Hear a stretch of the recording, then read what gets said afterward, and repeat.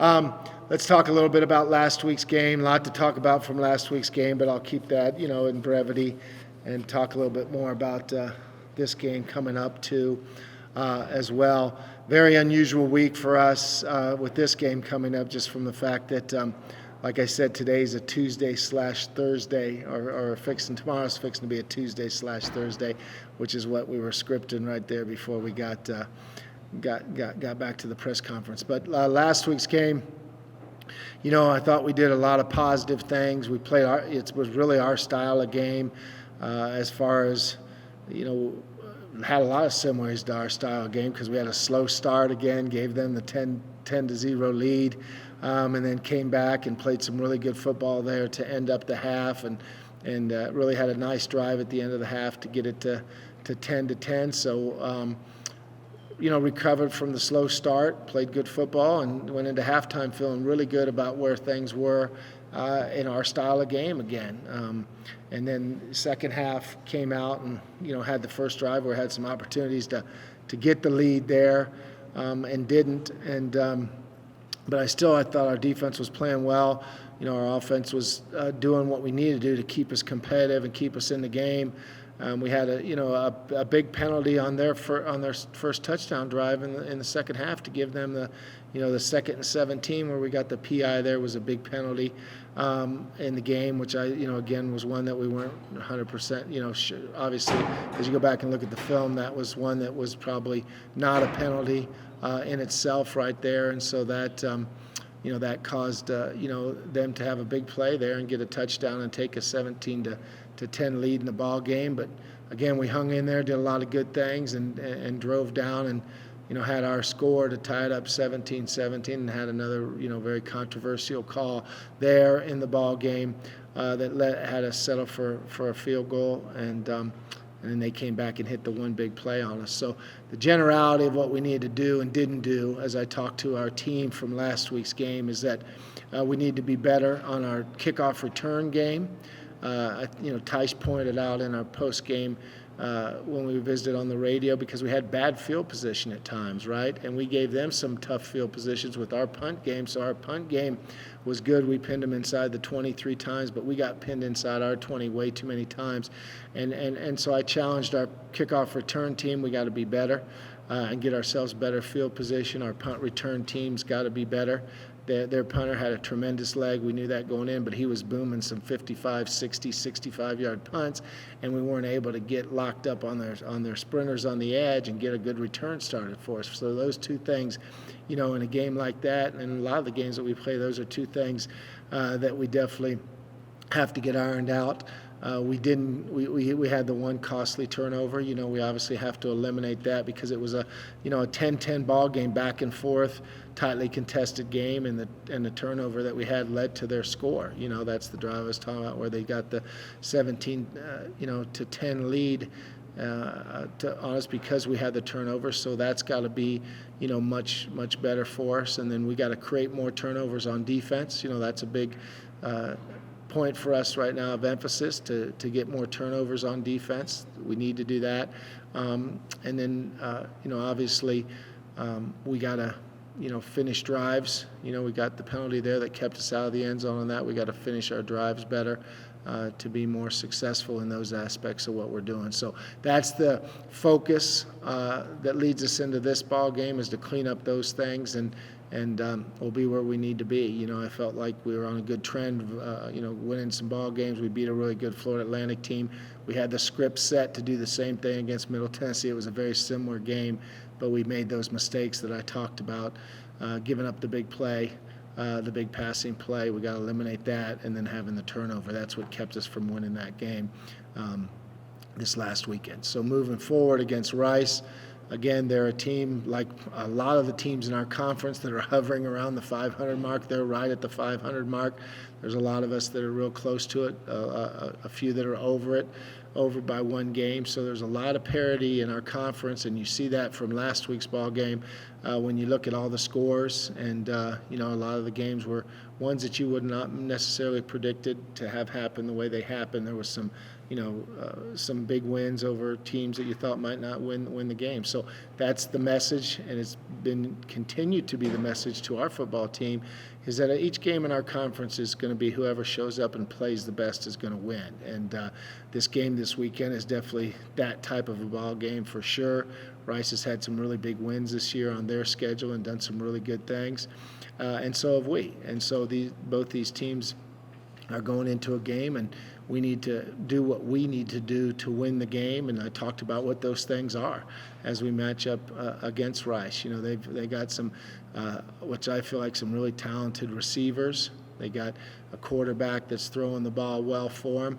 The game's probably going to be pretty short, everybody, right? Because if you look at it, one of their things is they're a little bit different style of offense than what they've been in years past, because they're not running the ball as much as they have in the past, even though they're running it well, but they're throwing the ball well, but they're still doing a good job of eating up the clock. And so, I know we're somewhere in the top, 7.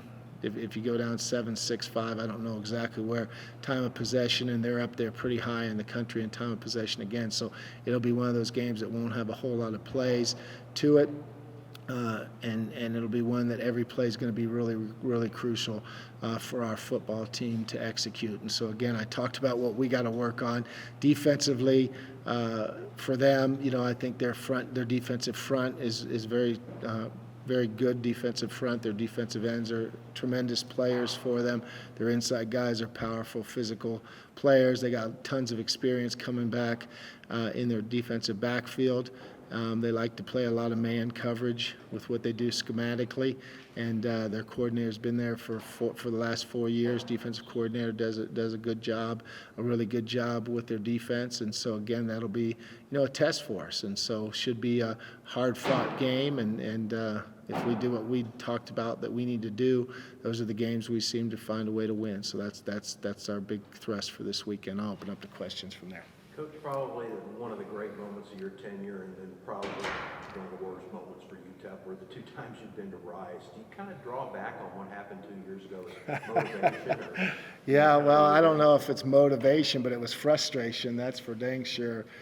From what happened to us last year at Rice, it was probably or 2 years ago during COVID, it was probably a situation where you're never going to have that happen again in your career, where we, had all the issues from the testing and the false positives that were there. So that was a frustrating time for our program to travel all that way and then having to bus guys back on buses and fly some of your team back and bus some of your guys back. So it was really something that will live in lore within the program. So and then obviously the first time we went to Rice, we played there since we've been here. We had a good victory for the program, played really well, and so those have been the 2 trips that we've made since we've been here. So they've been interesting trips for sure. And again, this is a strange week for us because it's a Thursday game. I went back. We had played a lot of ESPN games at my time at Wyoming, so I went back and looked at all my practice scripts and schedules and logs from there because I thought we had played a Saturday-Thursday flip on a Thursday night game, but we had never done that. So this is the first time that we've done this, and so it's an interesting as how you schedule it and how you tweak it.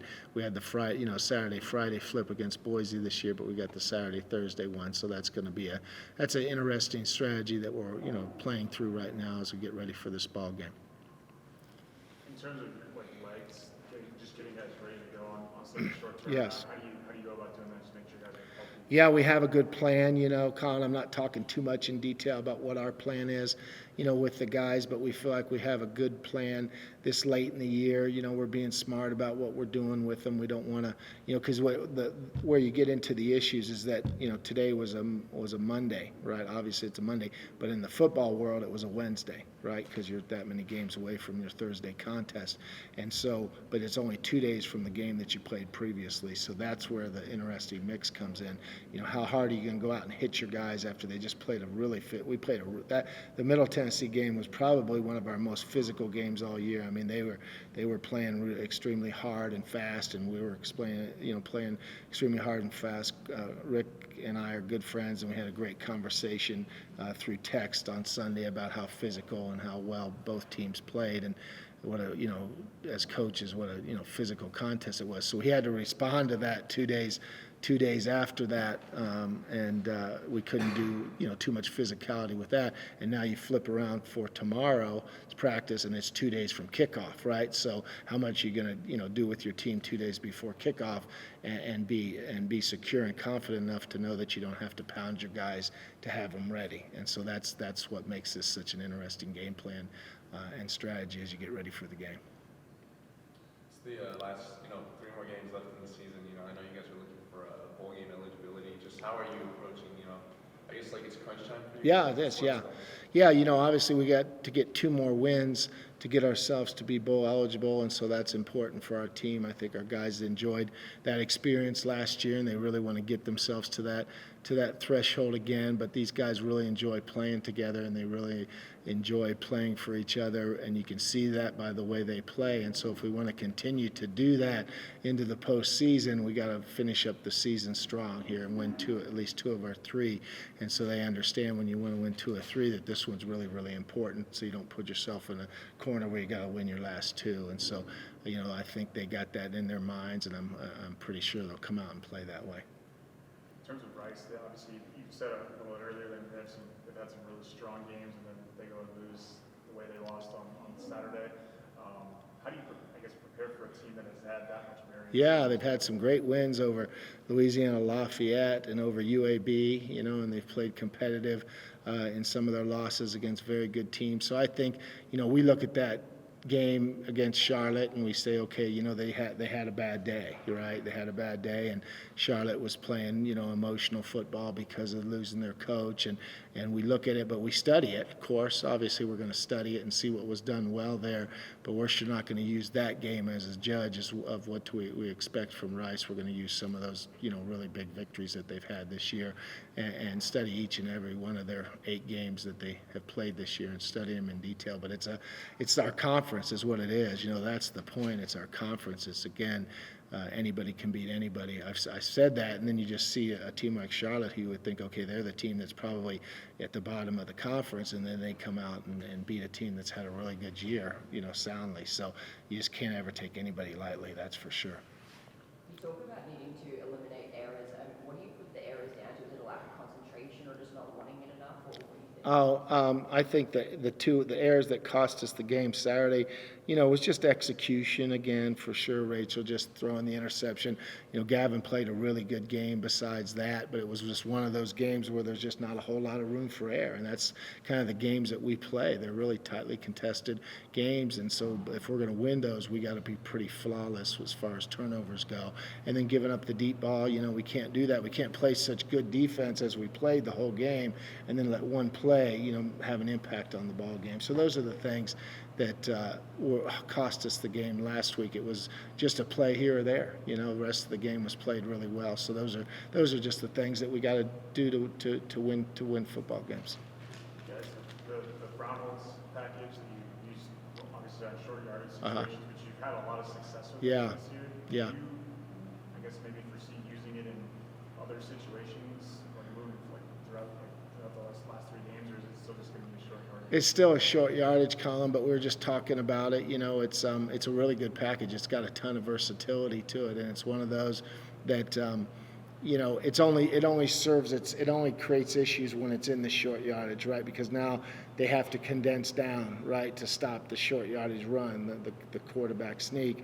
And by doing that, now we have created so many different options off of it that they got to be careful about how much they crunch down, and if they don't, get down into a real tight gap defense, then we can just sneak the ball for first downs. And so that's where it creates its issue. It comes from being in such a short yard situation that they have to do that. But now we've done so many different things off of it that they can't get too tight, and it allows us to sneak the ball, at a better efficiency, which is what we really want to do, is just sneak it for our first and keep it simple.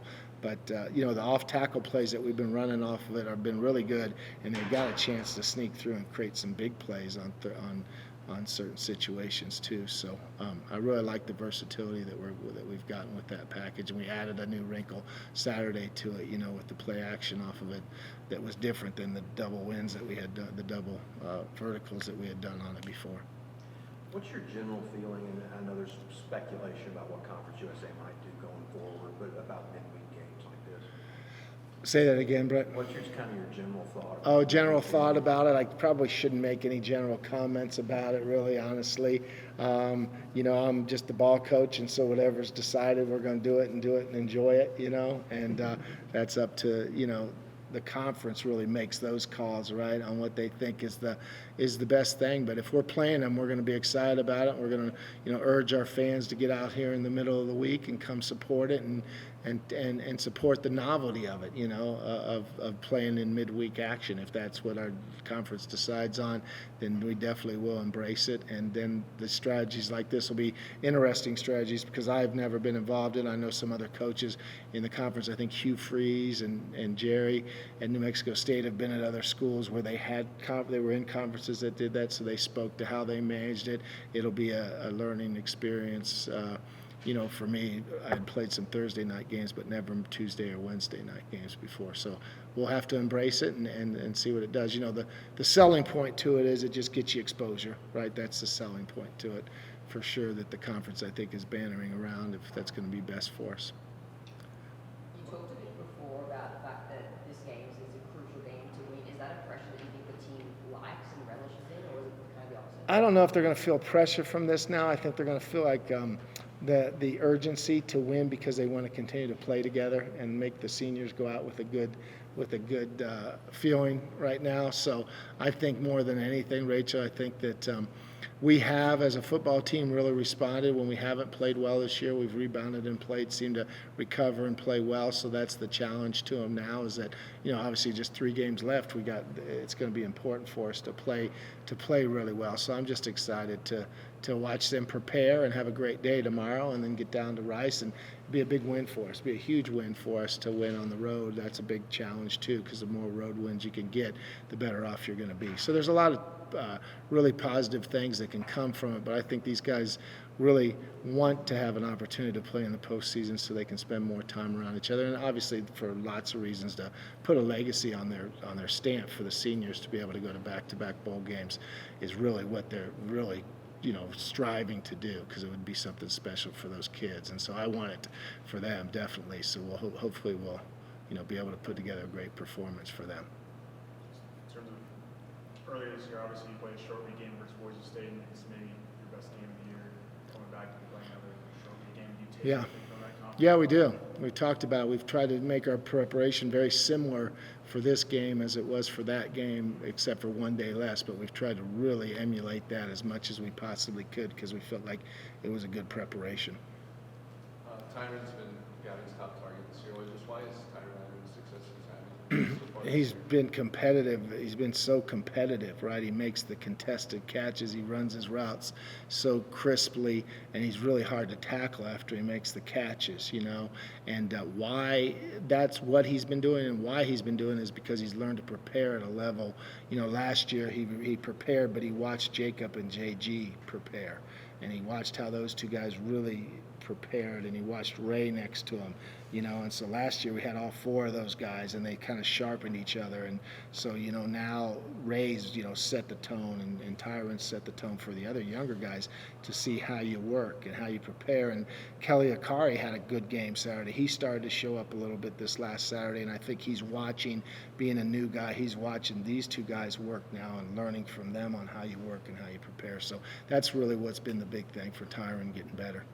I know it was brought up, I think, last week, just that third option at the wide receiver spot. I guess just where you think you're at with that. So Yeah, I think Kelly's stepping up. We're really excited about what he's doing and bringing to the table right now. So that's the guy that's there, but there's other candidates. Justin Clark was healthy again and got into the game and did some, some really good stuff. And Jeremiah Ballard and Marcus Bellin are the other candidates. We got a really, really, really good one, Amari White, who we think is going to be really good, but he wasn't here in the spring, and so he's just learning everything, all the little things that you have to learn, because all those other guys were here in the spring. But talent-wise, we're talking about him again at practice. He's got a chance to be one of our very elite receivers, and he's got a couple more years after this in the program. So we're excited about what. But when you watch him at practice, he can do some things that a lot of guys can't do. So we're really pleased about what he's going to bring to the table down the road. We've been thinking about throwing him into the rotation right now, but the other guys just got a lot more reps, and we do so many different things that we don't want to have unforced mental mistakes right now as he's learning the system. It's going to be the last time you play Rice in the conference and the history that UTEP has with Rice. Yeah. Is Yeah. this something you'd like to see continue maybe as a non-conference? We've talked about that. We've talked about playing some of these teams. That's a good question. We've talked about playing some of these teams that are conference teams that have been with us, for a while, or been with us even going back to the WAC that were in Conference USA as Rice, as you spoke of. And is that something that we want to do in our non-conference scheduling? And obviously the proximity of the Houston game is good for recruiting, the eastern part of Texas. And so that part of it is definitely would be a game that's a particular team that we've talked about that would be somebody we'd be definitely thinking about playing. But I think about that every time, like we lined up and played Florida Atlantic. We're not going to play them again, and we're going to line up and play UTSA, and we're not going to play them again, and Rice and North Texas and all those teams that since I've been here we've become accustomed to playing. And so I've studied their personnel and know their personnel so well, and then after I look at them and go, well, he's a sophomore, junior, really good player. Well, we don't really have to worry about that anymore. You know what I mean? It's different. It's a whole different mindset. And then the other teams are going to come in from the conference that we don't really know yet, and so we're going to have to do a good job of learning those people and changing to that type of mindset. So would love to be able to play Rice, because I just think it's a great rivalry, and there's been it always seems to be really good games. As I go back and study UTEP versus Rice through the years, it's been really, really good ball games. I asked you this a couple of weeks ago, but is the slow starts, is that anything you can put a finger on, address, and fix?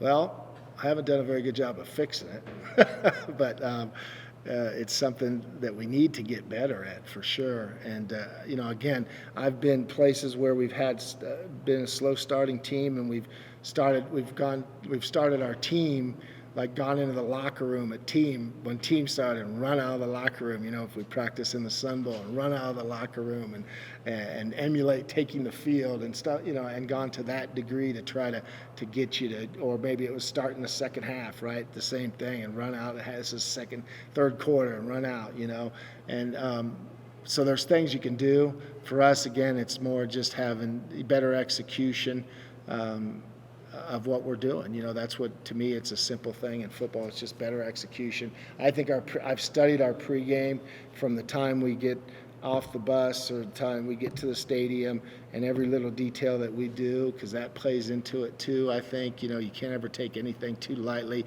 What time we leave the locker room, what time we go back into the locker room.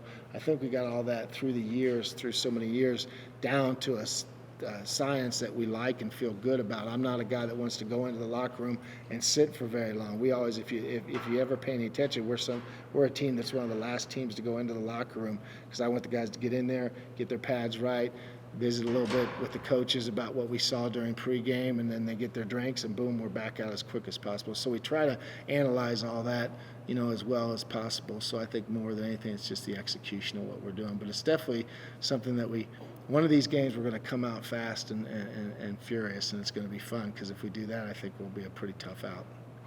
We talked about it a little bit on Saturday night, but the bright spot was defensive line play. Jay's up to 8 sacks now at the top of the Yeah.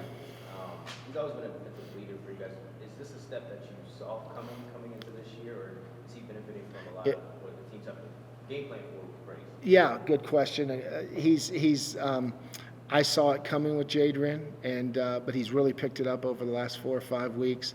And the production, when we do our helmet decals, and we talk about them on Mondays, it's amazing the production we're getting out of our defensive line, the tackles for losses, the caused fumbles, the sacks, and you just read what, like last week, what Keenan did, what Kelton's doing. What Praise had a really good game this last week, started to put together some of the numbers that we're so accustomed. Kelton is just playing at a high level and doing some really good things. So, and again, we got depth there too of guys, but those guys, the numbers that those guys are putting out there are really positive for us. But it's what's been really good the last 3 or 4 weeks is how disruptive they've been, the negative yardage plays that they're creating. So as you said, we're up there in sacks, but we're probably up there pretty high in tackles for losses and quarterback hurries, which there's not a true stat on those, but we're up there pretty good on all those things. So I've been really pleased with how those guys have progressed and how they're playing at a high level.